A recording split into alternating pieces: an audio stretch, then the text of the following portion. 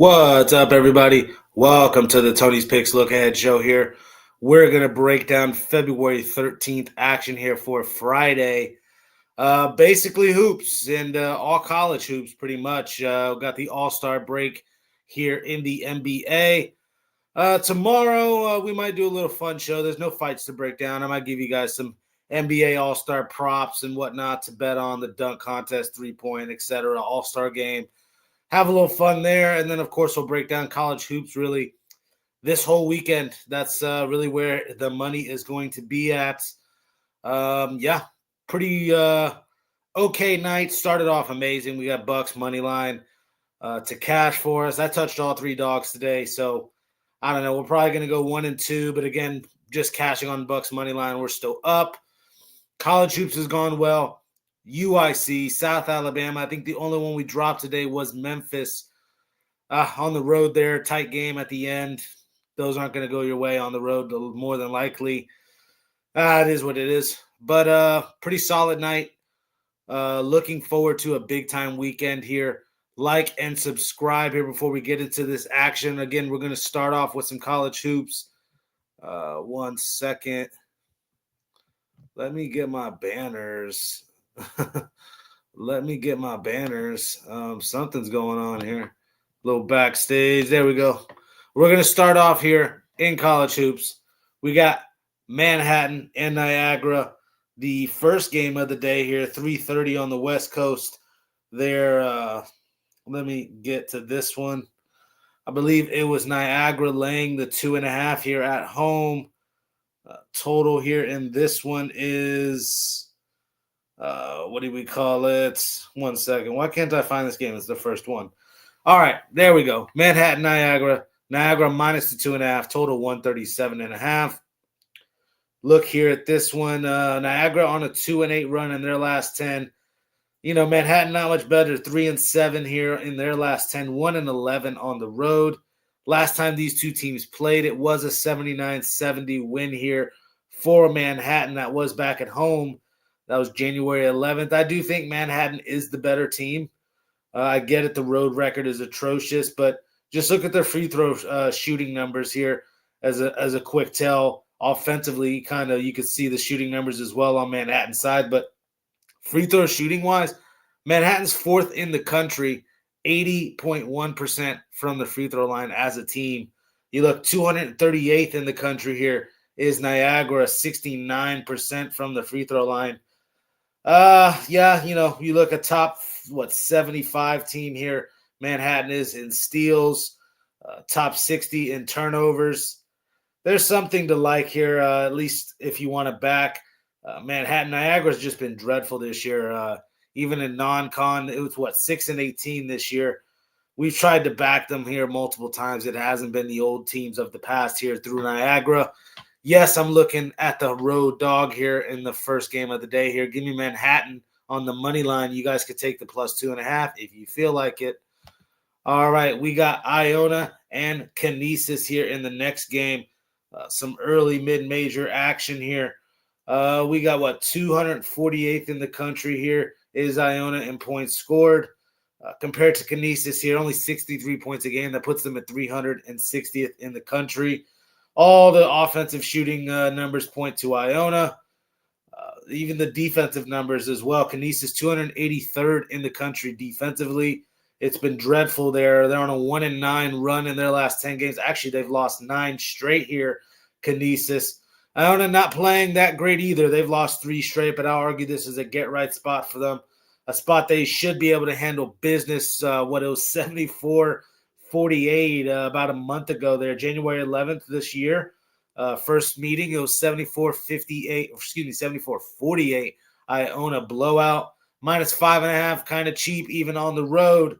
Give me Iona here in this one. All right, one dog, one favorite to start the show off. We got George Mason, George Washington here in the Battle of the Georges. Total here, 148.5.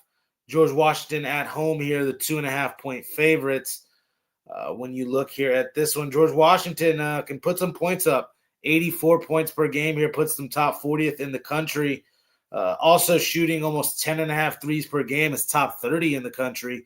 And again, knocking down almost 36% from behind the arc. Also, the rebounding numbers point to George Washington, some size here. George Mason really made their name off a non-conference schedule where they were very impressive. They did actually win the first meeting as well, 69-64. It's a tough game for me because I can make a case for George Washington to get the home revenge spot upset. But I do think this is a special George Mason team. Yeah, they've hit some bumps here and there, especially once conference play got around.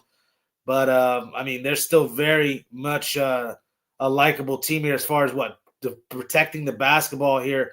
299th in the country is George Washington, turning the ball over at a very high rate.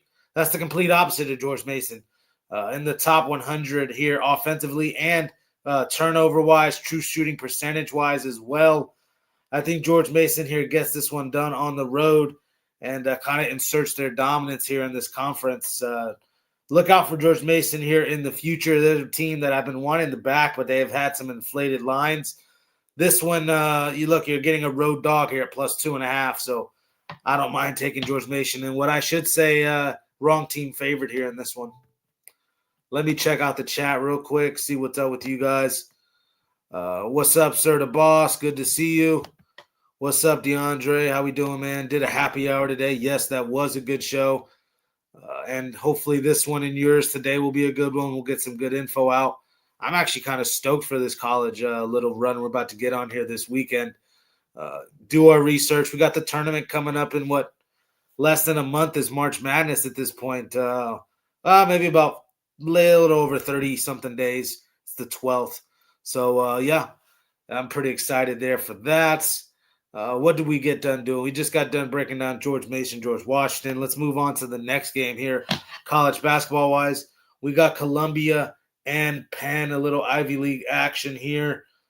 Penn laying 3.5. This one's opened up at 2.5. So some Penn action here. Total 148.5. Columbia there last time out versus Cornell. It was ugly.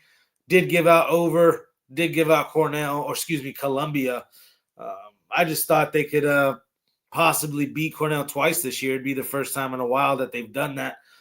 I still am high on this Columbia squad. I'm not going to sit here and try to get in front of them. I don't like Penn too much. Penn has done some things, impressively at home, 8-2 this year, 2 straight wins. They've, done some nice things as a dog as well, but laying almost 4 points here, I'm not very interested. I do think Columbia can hang tight here, and if not, get this one done outright as well.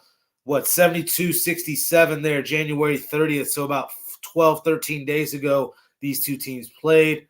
Columbia got that done there at home by 5. I think they can even go back here on the road and, again, series sweep this Penn squad. I'm doing that a lot here these first couple games, just rolling it right back over with the first team that won the first game. That's not always going to work out, but I think in these couple spots I picked, it will. Look at the rebounding advantage numbers. Offensive rebounds and rebounds total here lean to Columbia, a top 40 rebounding team in the country. The three-point shooting numbers and field goal shooting numbers, again, top 40 in the nation is Columbia, field goal shooting-wise. The true shooting percentage as well. Everything offensively points to Columbia. They can't do what they did there versus Cornell. I mean, Cornell do that to you. They put up 87 points on them. They could have put up 100 if they wanted to. We'll get to Cornell here in a second. I'm not going to hold Columbia too hostage here on that one. Cornell can be a tricky team. I do think they take care of business here versus Penn, a team I don't think is just as good as them, bottom line. So give me Columbia here, plus the 3.5. I could even say another wrong team favorite here in this one. I'm saying screw home court advantage. Screw home court advantage here on Friday nights. We got Princeton, Cornell here in this one. We just talked about Cornell and how they can get up and down the floor. You look when these two teams played, about 14 days ago here, 87-64 Cornell, a very similar game to the Columbia one. Cornell will put up 85 plus on any given night. 91 points per game here, third in the country, a top 15 pace team, number 1 3-point attempt team in the country, almost 14 3-point attempts per game. And still hitting 40% from three is Cornell, top 4 in the country. You know we like back in Big Red here, especially these overs. Again, the over here, 156.5. My worry is Princeton not getting there enough and them trying to slow it down as much as possible. Again, 332nd in the country in pace. They simply don't have the horses to compete with Cornell this year. Yes, I'm laying it here with Cornell. Again, another not too bad of a price here. -2.5 seems kind of affordable and cheap. Give me Cornell here, minus the 2.5 on the road. I'll forget about the total. I just think Cornell handles business here in this one. We got Michigan State and Wisconsin, a nice little marquee matchup here for us. Wisconsin is, not as bad as people think here. 17-7. I know there's not that number next to their name, but there will be soon, especially if they get this one handled here. Wisconsin last year, the last meeting between these two teams was a 77-74 Wisconsin win. I don't know how much you feel about Michigan State compared to last year to this year.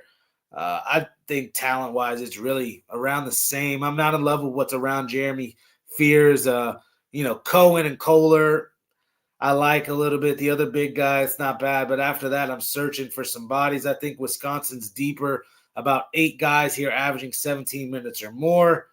I like the size as well. With these 7-footers that Wisconsin has. And then obviously those 2 guards, Nick Boyd, John Blackwell. I think any given night they can outplay Jeremy Fears, if not both of them.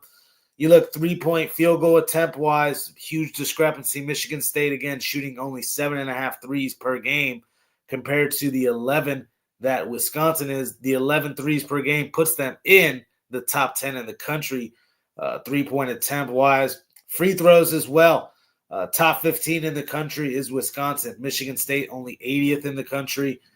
I don't know. The rebounding edge, numbers-wise, is going to point to Michigan State. But, again, the size here with Wisconsin is nothing to sleep on when you look at some of these 7-footers. Rapp, Winter, this kid, Bielauskis.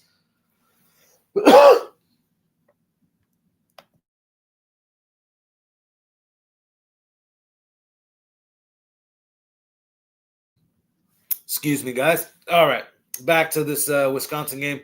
Yes, I was talking about just the size that I think Wisconsin can match up with Michigan State here. I like the home court as well. Give me Wisconsin here to get this one done. Let's see him plus 1.5. I'll just take the money line here in this one. All right, next game up, we have a potential upset here. Ohio taking on Miami of Ohio. Don't get me wrong, at this point, I almost always look towards the over here in these games, even at 162.5. Miami, Ohio is just what? Obviously 24-0. We know this already, but the defensive rating, top 60 in the country, number 2 offensive rated team in the country, number 1 in true shooting percentage. You look 3-point field goal percentage, everything's top 5, top 10, top 25 in free throws. There's not much offensive weaknesses here in this Miami, Ohio squad. I get it. The competition has not been the most elite, but they have been a juggernaut this year. And 10.5 points to me, I don't know. I don't want to lay that. I'm just keeping it real. I do think Ohio can hang here, even in a high-scoring affair. Don't get me wrong. Pace numbers, Ohio's still a top 100 team in the country in pace. So almost 70 possessions per game is not bad. They may get up and down and try to shoot here with Miami, Ohio. They better, because 7 threes per game, 269th in the country. That's not going to get it done here. They're going to have to jack up plenty of shots. I expect Ohio to knock some of these down and kind of hang here as a dog, even shooting 30% from 3, 332nd in the country. In just these big games, at this point, Miami, Ohio is getting everybody's best shot. Circle it on the calendar. Big old bullseye on their back. 10.5 just feels like too much to me. I'll be on Ohio plus the 10.5, and at this point, you know how I feel about touching these dogs. You might as well sprinkle on the money line as well here. Ohio Bobcats in this one. We got UNLV and Boise State here. This one a little tricky. Boise State now I'm seeing laying 7.5, 8.5 points here. I don't know. UNLV did win that first matchup back in Vegas there, 89-85. That was about a month ago. Winners of 2 straight as well, UNLV, since that Fresno State debacle. They should have won that game as well. I don't know. This one, it just feels like too many points, if I'm being honest. It feels like too many points here to have to lay with Boise State. I do think they more than likely do win this game, or probably a first half play. If you want to buy this number down in half, I can see getting on Boise State here.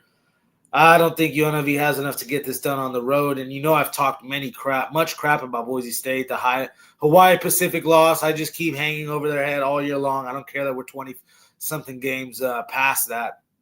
That's just so bad. And not impressed. They have this cat with the glasses that can't hit a free throw to save his life. It gets late in the game. They start fouling him. Even though Boise State, again, 23rd in the country in free throw percentage, still looking. Let me find that kid's name here. I don't mean to be ruthless, but this cat that gets Meadow, this cat, Andrew Meadow, he's a hack-a-shack type player. I don't care what his numbers say. I've seen multiple games where this guy late down the stretch, they fouled him, and he's gone either 1 or 2 or 0 of 2 or 0 of 1 on a 1-and-1, like 3-4 times already with this cat. It happened a couple times the other day versus Nevada. That helped us get that Nevada cover. I don't like this Boise State squad. Let me just be honest with you. I do like this guard, Dylan Andrews, on the Boise State side, a 6'3 UCLA transfer who came in this year. He's averaging almost 14 points a game. You look at what he's done in this little nice winning streak for Boise State these last 2 games. He's gone out for 33 points, 25 points, a real increase in offensive production out of him. I think the coach is giving him the freedom here to let it loose here, especially against the UNLV squad that's already beat.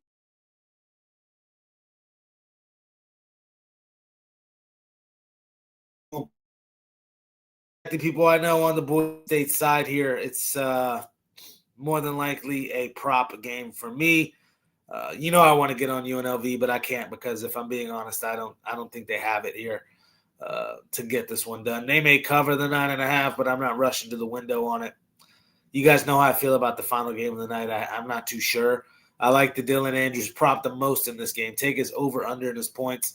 Again, he's averaging 13.5, so we may see 14.5, 15.5 with him, but the guy's been scoring 33 and 25 here these last couple games. They may jack this thing up to 17.5. No matter where Dylan Andrews' line is at tomorrow, as long as there's nothing crazy, 21.5 or something like that, then we'll take Dylan Andrews over, I'll say 17.5 points here. Expect a big game out of him. The minus 8.5, 9 here is tricky with Boise State. That's all I got to say about that. All right. Let me get you guys some soccer leans as well. Real quick, I do have somebody in the chat here. Sir the Boss still up in here. Appreciate you checking it out. Good to see you, man. We got soccer leans if for anybody who cares. Because there's not action tomorrow. It's just college hoops and Olympic hockey. A lot of a +4 ugly push. Don't get me wrong. I think we got lucky there just to even get the push. A couple goals got called back there on the American side. We'll take a push there. It's better than losing. It's like kissing your sister, though. Not something I'm wanting to do. So, anyways, we got soccer leans here. Ipswich, AC Milan, Borussia Dortmund, PSG, and Monaco. Some square stuff the square action. Out of all of those, most likely to get upset? Most likely to get upset, huh? I was looking at Dortmund possibly being upset versus Mainz, but I don't know. They normally have been taking care of them as of late. Mainz a nice +360 on the money line, the double chances, some plus money. Those are all my soccer leads. A lot of juice to lay and a lot of chalk, as you like to say, soccer-wise. But, again, I like all of those. The one that's the least of my favorite, for instance, I can't even speak. My least favorite out of all of those, tread lightly, is the Borussia Dortmund side. That may be the parlay buster for everybody. But out of all of those, yes, I like those sides there. And, that has it, guys. That is the show for you. Thank you guys for tuning into the Tony's Picks Look Ahead show. Like and subscribe. Click the link in the description as well. It takes you over right on to Tony'sPicks.com where our best bets are. We got plenty of the promotions going on still. The 2-for-1 capper promotion, two cappers for this price of one. And then the Tony T discount code at checkout always gets you 15% off. Our daily packages are profit guaranteed. And of course, we do have those long-term 3-day, 7-day, 30-day, even year-long passes. I suggest you hop on those. Better bang for your buck, better value long-term. And of course, we're always trying to stack this money up. A pretty solid day dog-wise. Could have been better if we could have got a couple more. I touched a lot of dogs today, but when you get a plus 580 something cash like that with the Bucks, you should be good. So not mad at that. Anyways, thank you guys very much. Check out the Look Ahead Show tomorrow here, 9 p.m. on the West Coast, 12 a.m. on the East Coast. Thank you guys very much. Make it a winning day tomorrow. Peace.